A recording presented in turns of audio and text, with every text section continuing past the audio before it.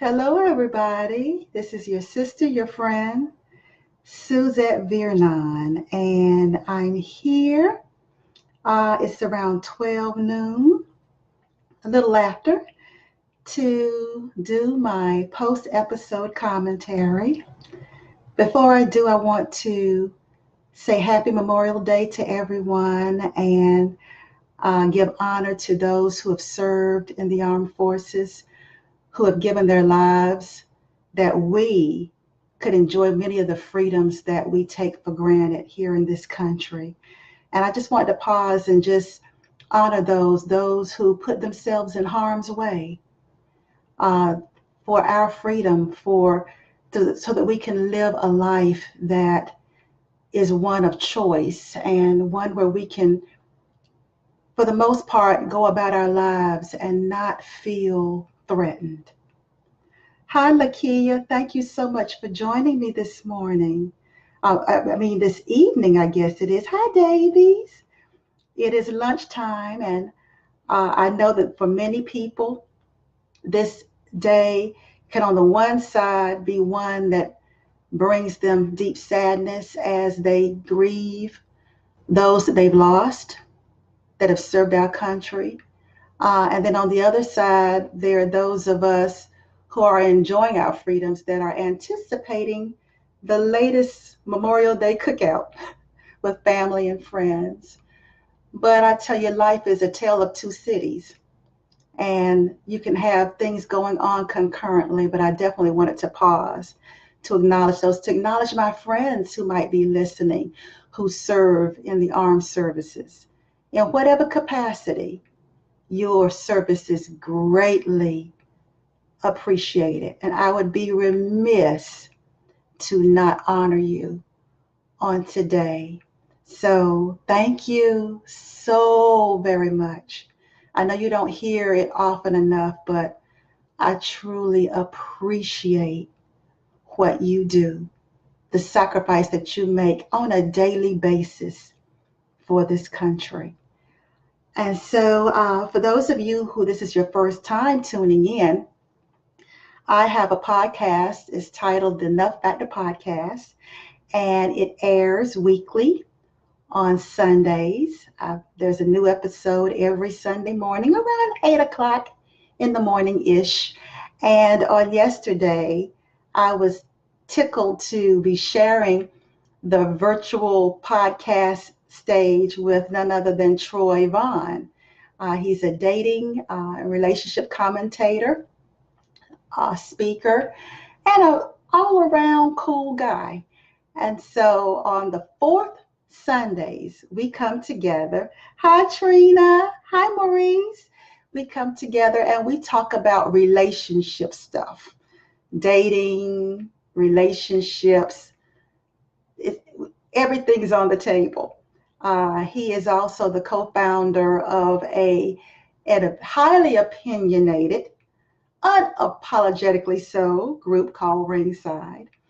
And on fourth Sundays, we go in the ring, if you will, and see what's cooking, see what men and women are talking about, what they are sharing opinions about. So we did that on Sunday. If you haven't had a chance to listen to the podcast, I invite you to do so. Hi, Sarah. To do so, the link to it is in the description. So on this Memorial Day, after you finish cooking out or whatever, and you're just trying to chill, put your little headset on and listen to my podcast. I think you'll be glad you did. The whole mission of the podcast is we are helping people to redefine what makes them enough in life and in love, which is very key for many of you listening. Hi, Wanda. Because as we all know, if you don't define what makes you enough for yourself, there are plenty of people out there who will do that for you. And if you aren't careful, you'll be living your life. Well, no, let me take that back.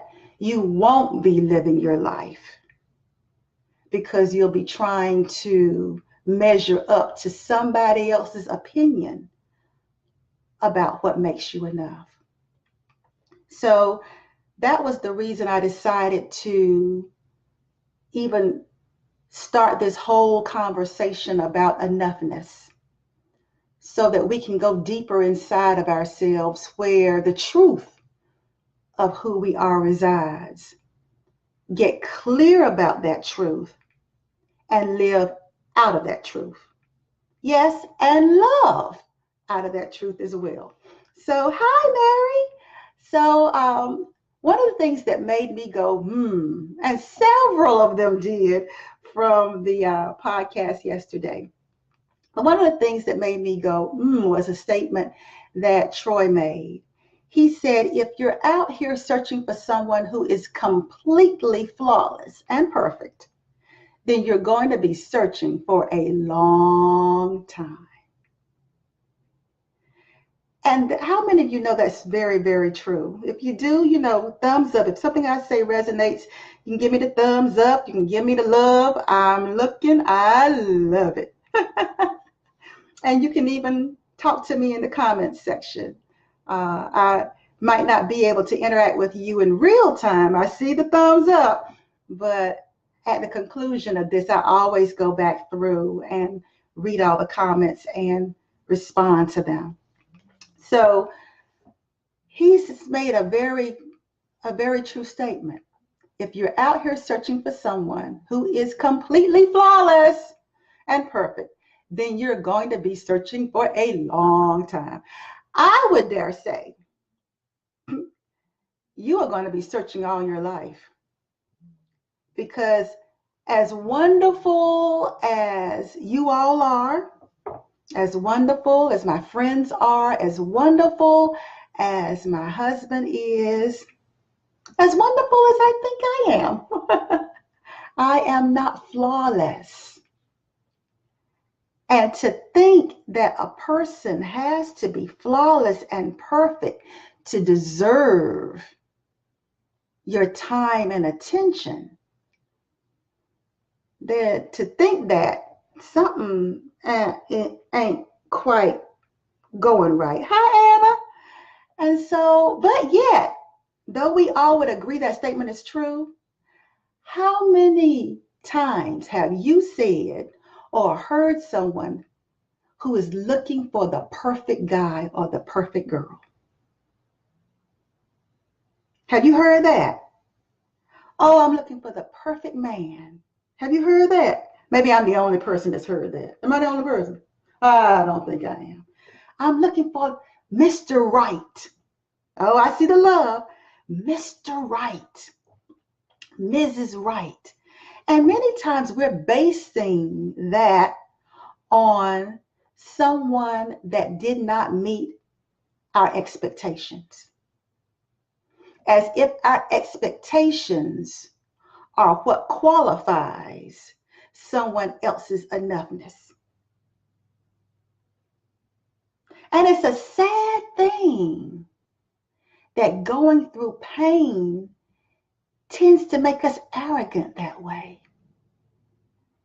That we think that, okay, we're going to step over this person that disappointed us, that didn't meet our expectations, that we felt some type of pain as a result of. And we're going to go out here and look for somebody who is not going to do that. As a matter of fact, we've got this list of 50,000 things. Hi, Teresa. Thank you for joining. We've got this list. But he's got to have this, and she's got to have that, and they got to do this, and they got to do that, and they can't have anything wrong with them. Now, let's get real. In your 20s, you could say, okay, they got to have a pristine medical, their whole medical history has to be pristine. Maybe in your 20s, you might could rock that and might find somebody that is absolutely healthy. Body-wise, healthy. But if you live long enough, you become more and more aware that though we're trying to become more healthy, we are flawed. We are flawed human beings. Many of us have conditions and different things that we're trying to manage, mitigate, or ignore.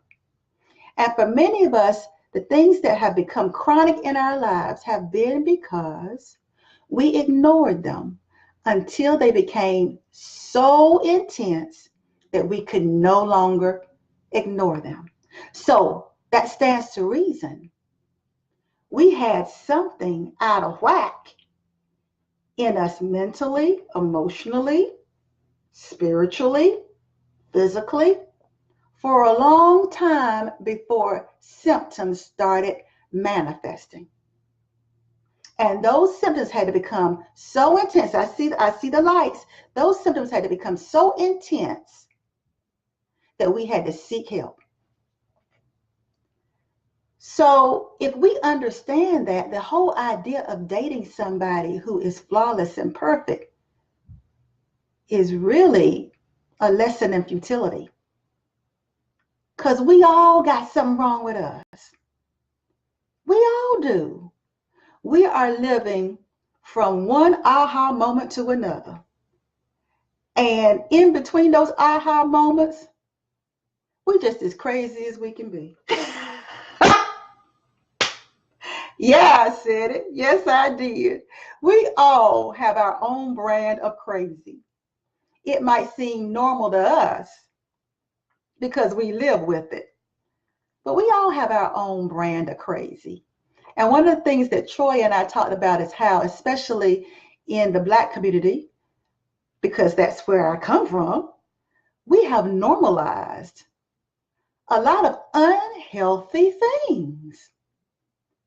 We've normalized them. And because we've normalized them, we don't think we need help for it. Hence the denial of thinking that we're okay. And I say it and I'll keep saying it. The way you know from a relationship standpoint, from an intimate relationship standpoint, from a romantic relationship standpoint, the way you know whether you're okay or not is when you get in an intimate relationship with someone, or you get with somebody that you kind of sense and feel something more can happen with this person. And to the degree that you are comfortable in your own skin, which is a mental health challenge in and of itself, becoming comfortable with who you are is the degree that you can experience that relationship and the ebbs and flows of it from a healthy standpoint. I would dare say that not being comfortable in your own skin is a mental health challenge. I dare say that. Think about all that goes into all the self-sabotage and the self-hate and putting yourself in dishonoring situations because you yourself have not come to the conclusion that you're enough. Look at all the opportunities for love and true partnership that aren't happening for you because you're still afraid, because you got hurt before and you're not healed of it. And so somehow or another you internalized that it must have been your fault. So you have to really be on your guard against that part of you that puts you in harm's way, that your defense mechanism has to be on guard lest you should get hurt like that again. That, my friends, is a mental health challenge. Because if you're mentally healthy, you don't blame yourself for the actions of another person. You take responsibility for you, for what you've allowed, and you get real about why you've allowed it. But when you point to other people, you made me angry, you made me hurt, you did this to me, all you women are alike. All you men are alike. You can't trust the man. When you start going into these blanket generalizations, that's a ding, ding, ding, ding, ding, ding, ding, ding, ding. That something in your mental health is not healed. You're not looking at yourself through a healthy lens. And because you're not looking at yourself through a healthy lens, how can you look at somebody else through a healthy lens? So let's say, for the sake of argument, and because this is Mental Health Month, and because we were talking about dating and relating and mental health, let's say you do meet somebody. And because of them wanting to be truly transparent and honest with you, they tell you, I've been diagnosed as bipolar. Let's just say they do. Let's say that they are courageous enough, honor themselves enough, honor you enough to want to tell you the truth. Let's say that they do. Are you going to dismiss them and say, oh God, wow, I really like him, but ooh, that's a lot. Geez, that's a lot. And in your thinking, geez, that's a lot, where is that coming from? Is it coming from a place of an unhealed experience with someone else who had a chronic condition? Is it coming from a place of what you've heard people say? You got to watch them manic people, them bipolar people, honey. Let me tell you, child, that make you feel like you crazy. Is it coming from there? Or is it coming from something inside of you that feels like in the taking on a lot because you yourself have a history of enabling? That you have a history of codependency that's not healed, that you're not walking in recovery, you're not on that road, you're not mindful, and you're not paying attention to it. And so in other relationships where people had chronic conditions, you got lost in their condition. You got lost in their struggle. You took on what was not yours to take on. You somehow that your boundaries got meshed, got mixed up. And instead of you being a person that loves them, you took on the role as their caretaker, their caregiver. And that somehow you stayed because it made you feel important, it made you feel needed. And it needed you right into a burnout, needed you right into a breakdown, needed you right into losing yourself, needed you right into a pain and a hurt. And I have to ask, were they at fault? Or was the issue that something in your mental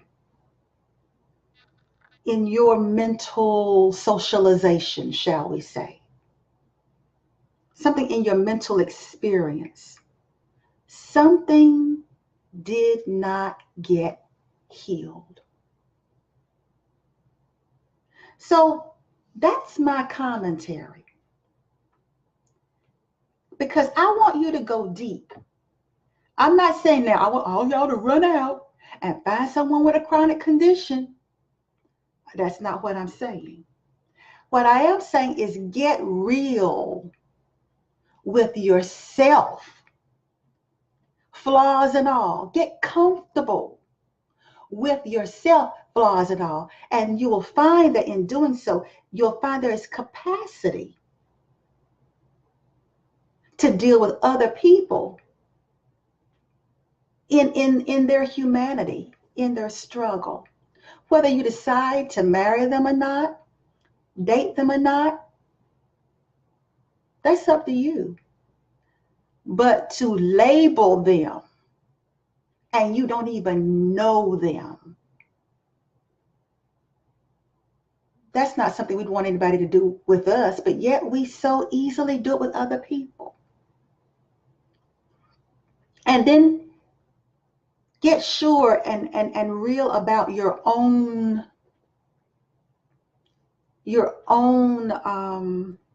issues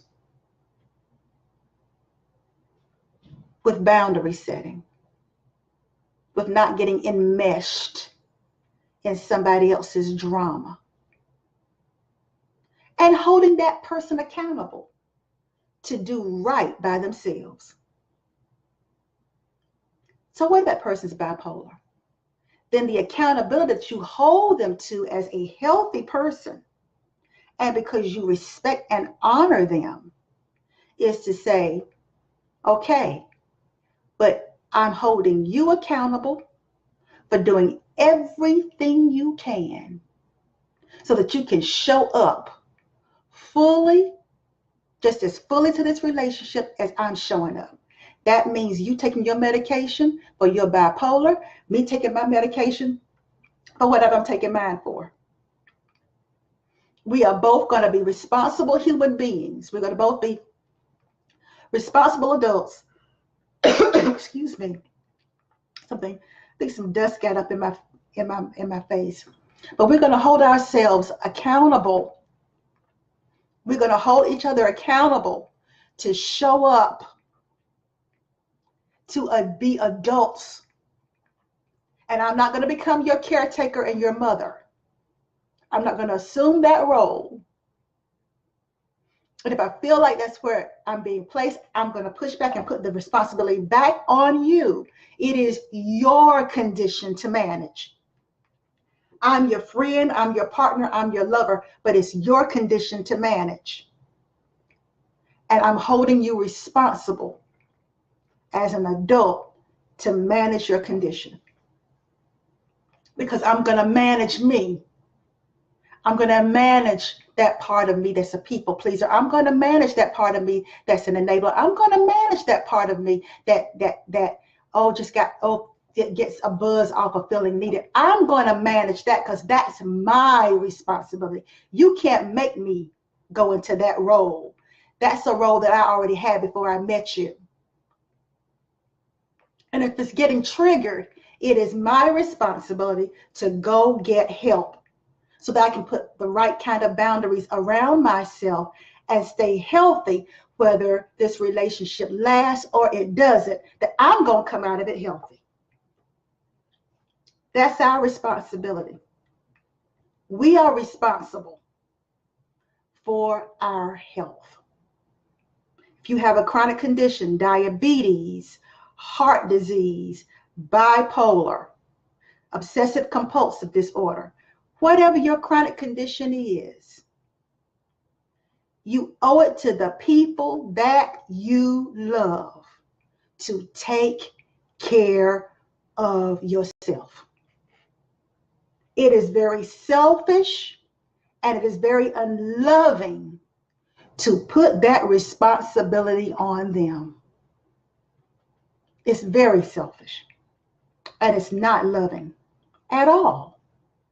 It is very, very selfish. So in my commentary, I am reminded, because like I said, when I'm talking to you all, I'm talking to me too. I am reminded in my own life with whoever I come in contact with that my condition is my responsibility. And it is up to me to take care of myself as the best I know how so that I can truly show up and really be seen in our relationship. And I think for many of us, in the example of the person that in true transparency decided to tell the person they were bipolar, I think that other person owes it to that person to show up and say, you know what? Thank you for telling me. That tells me a lot about your character, that you would tell me that. And I appreciate your telling me that. So now, how can we relate in such a way that we both maintain our health? And that as we become more intimate, we don't become enmeshed We may fall in love, but not enmeshed. What are some things that we can do? These are some conversations that people don't have, that at our age and stage in life, we need to have the real conversations. Okay, you're bipolar. So what does that mean? What does that look like? Are you on medication? Okay. How will I know when you're not taking your medications? How will I know? Okay. All right. Well, let me tell you what I struggle with. This is my struggle. Mine may not be bipolar, but I struggle with people pleasing. And my concern right now is I don't want us to be in an enabling situation with one another. But I really like you. Another person, well, I like you too. Well, okay, then let's do this. Let's make sure that we do everything we can, that we can stay healthy in this. Okay, well, what are you going to do? Well, I'm going to start seeing a professional. Oh, well, I already see one. Well, that's great. That's great. So we're going to see a professional and we're going to stay really, really real. And we're going to have to be honest with each other. Yeah. So I want to let you know that when I feel like I'm being sucked into the situation, I want you to know I'm going to say, listen, I love you, but this is a little bit much. I feel like you're asking something of me that I'm not comfortable with. Is it okay? I want to make sure that you know this is what I want to do, and this is the reason why I'm doing it. Now, can you handle that? Okay? Because no matter what happens in this relationship, I'm on a journey of health. And I'm in recovery. For my people pleasing, I'm in recovery. I'm doing what I'm supposed to do for my diabetes. I'm doing what I'm supposed to do for my heart condition. I'm doing these things for me. And I want you to do what's right for you. And I want to know that we can dialogue, we can communicate. I can say this and it's not going to hurt your feelings. And then likewise, you can say to me what you need to say and it not hurt feelings. Can we establish this from the beginning? And we're going to bring professionals in here that's going to hold us accountable so that we can do this as we're getting to know each other. Can we do that? You see what I'm saying? It's about showing up and being seen, showing up and being for real. And before you just automatically assume that, oh, because you have this chronic diagnosis, oh, this is just too hard. Oh, this is just going to be too bad. Oh, my God. Why, Lord Jesus, I can't do this. Before we go into that kind of headspace, not even knowing, it's about getting clear about where you stand and holding yourself accountable and loving yourself enough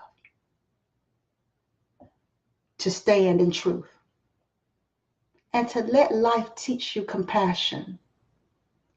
Let life teach you what love really is. Let life show you what's inside of you. The divine inside of you. Waiting for you to become aware that it's inside of you. There are a lot of things people say I would never do. Then they meet that right person and find out it's not so much saying what I would never do. It's just that I did not give myself enough credit.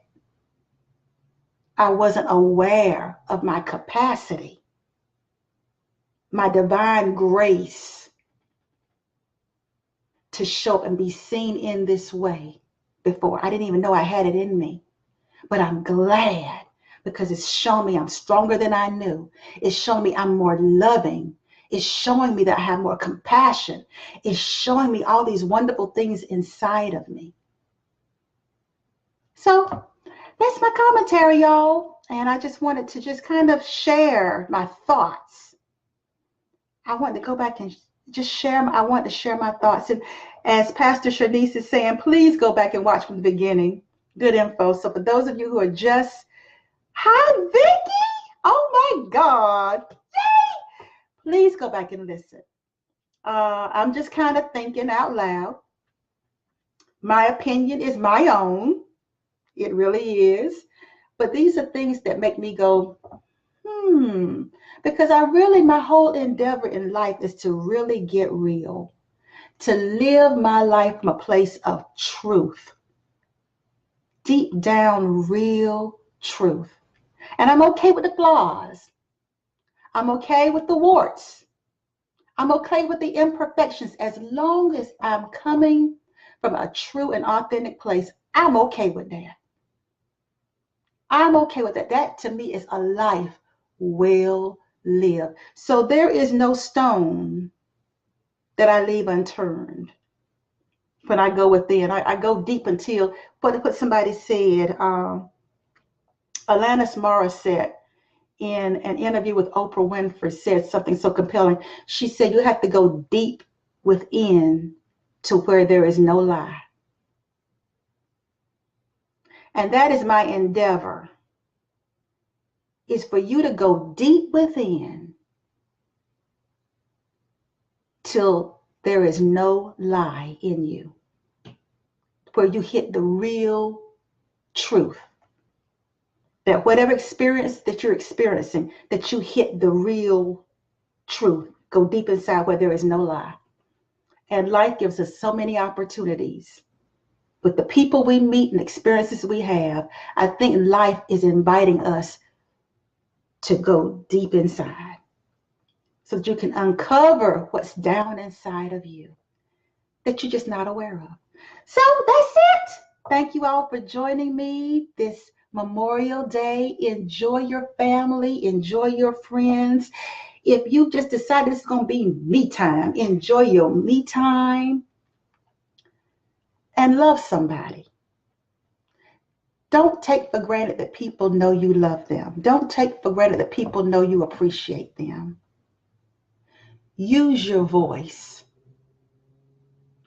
and let somebody know how much they mean to you.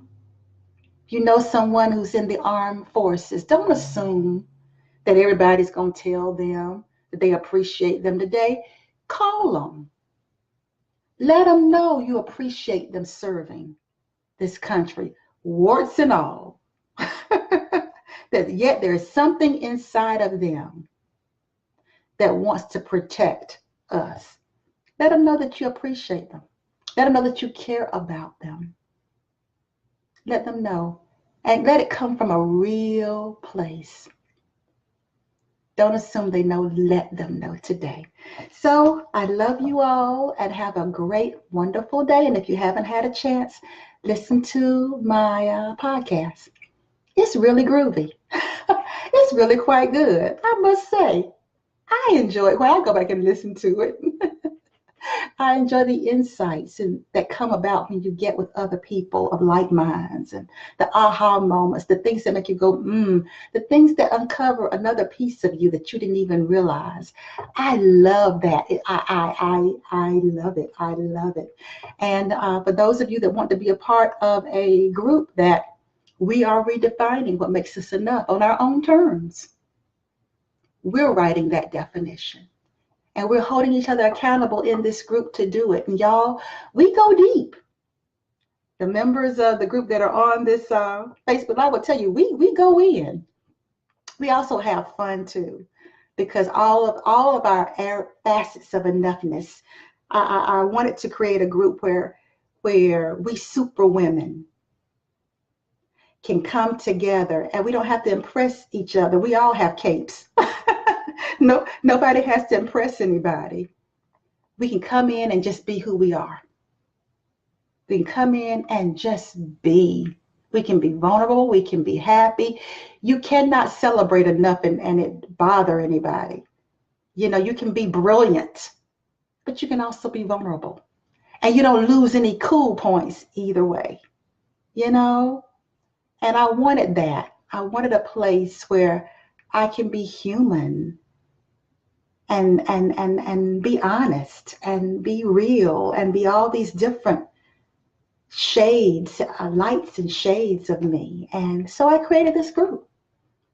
And we are a wonderful group. I love being a part of it. I can't wait to go in and see what comments are there, what people are talking about, what posts are there. I enjoy. These are some fantastic ladies. So if any of you are listening, consider this an invitation.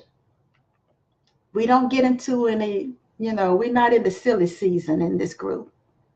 We are about working on ourselves not become, but to become more self-aware.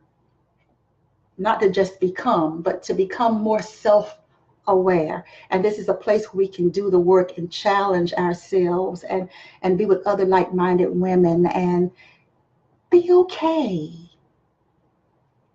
Just unsnap our bra and be okay. I know for men that's probably too much information, but yeah, a place where we can just be, and it's okay. And it's okay. So that's in the comment section as well. So I love you all. I love you. I love you. I love you. I love you.